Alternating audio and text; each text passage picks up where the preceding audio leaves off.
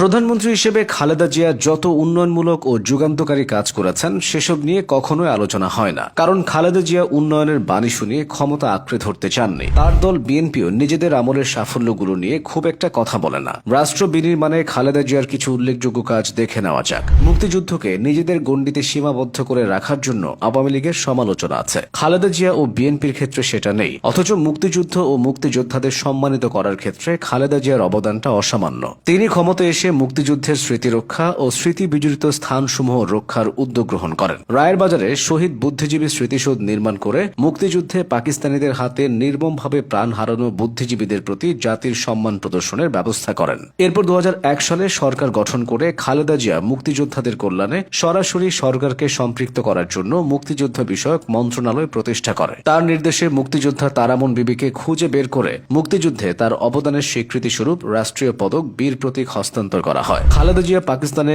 অসম্মানিত অবস্থায় পড়ে থাকা মুক্তিযুদ্ধের বীর সৈনিক বীরশ্রেষ্ঠ মতিউর রহমানের দেহাবশেষ বাংলাদেশে নিয়ে আসার ব্যবস্থা গ্রহণ করেন। এবার আসা যাক অন্য প্রসঙ্গে। 3 দফায় সরকার গঠন করে বেগম খালেদা জিয়ার নেতৃত্বাধীন সরকার রাষ্ট্র পরিচালনার ক্ষেত্রেও বেশ কিছু গুরুত্বপূর্ণ সিদ্ধান্ত নিয়েছেন, যেগুলো এদেশের রাজনীতির ইতিহাসে মাইল ফলক হয়ে থাকবে। সংবিধানের দ্বাদশ সংশোধনীর মাধ্যমে এবং ত্রয়োদশ সংশোধনীর মাধ্যমে নিরপেক্ষ তত্ত্বাবধায়ক সরকারের অধীনে জাতীয় নির্বাচনের ব্যবস্থা গ্রহণ এসবের মধ্যে অন্যতম।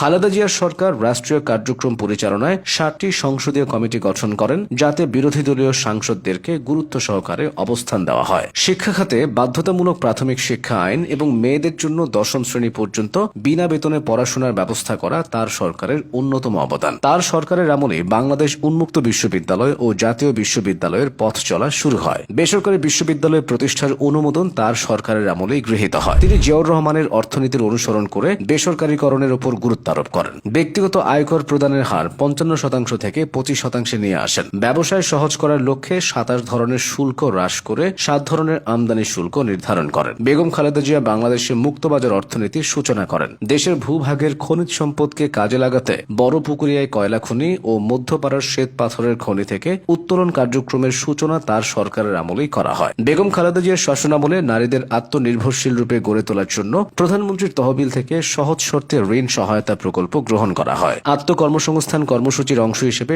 সহজ শর্তে ঋণ সেবার সহায়তায় তিনি আনসার ভিডিপি ব্যাংক প্রতিষ্ঠা করেন। স্বাস্থ্য খাতে সমস্যা ও সংকট নিরসনে তার সরকার সমূহের কার্যক্রম সুবিদিত। প্রতিটি উপজেলা স্বাস্থ্য কমপ্লেক্সকে 31 থেকে 50 শয্যায় উন্নীতকরণ এবং জেলা কমপ্লেক্সকে 100 থেকে 250 এবং 50 থেকে 100 শয্যায় উন্নীত করা হয়। দেশের শতকরা 90% মানুষের জন্য তার সরকার সুপেয় পানির ব্যবস্থা করতে সক্ষম হয়। বাংলাদেশে টেলিকমিউনিকেশন খাতেও খালেদা জিয়ার অবদান অনস্বীকার্য, কারণ তার সময়ে সেলুলার ফোন ও আইএসডি ফোনের সূচনা হয়। অন্তত 3 লক্ষ টেলিফোন সংযোগ চালু করা হয়। বেগম খালেদা জিয়ার সরকার 330টি উপজেলাকে বিদ্যুতায়নের আওতায় নিয়ে আসে। উপকূলীয় এলাকাগুলোতে 1000-এরও বেশি সাইক্লোন সেন্টার নির্মাণ করেন। ধর্মীয় সম্প্রীতি প্রতিষ্ঠায় বেগম খালেদা জিয়ার সরকার প্রবল গুরুত্ব দেয়। তার সরকারের আমলে এদেশে অসংখ্য মসজিদ, মন্দির, ঈদগাহ এবং অন্যান্য উপাসনালয় নির্মাণে সরকারি তহবিল থেকে অনুদান প্রদান করা হয়। ঢাকার আশকোনায় হজ যাত্রীদের সুবিধার্থে একটি স্থায়ী হাজি ক্যাম্প প্রতিষ্ঠা করা হয়। এছাড়াও তাবলিগ জামাতের বৃহৎ সম্মেলন, বিশ্ব ইজতেমার জন্য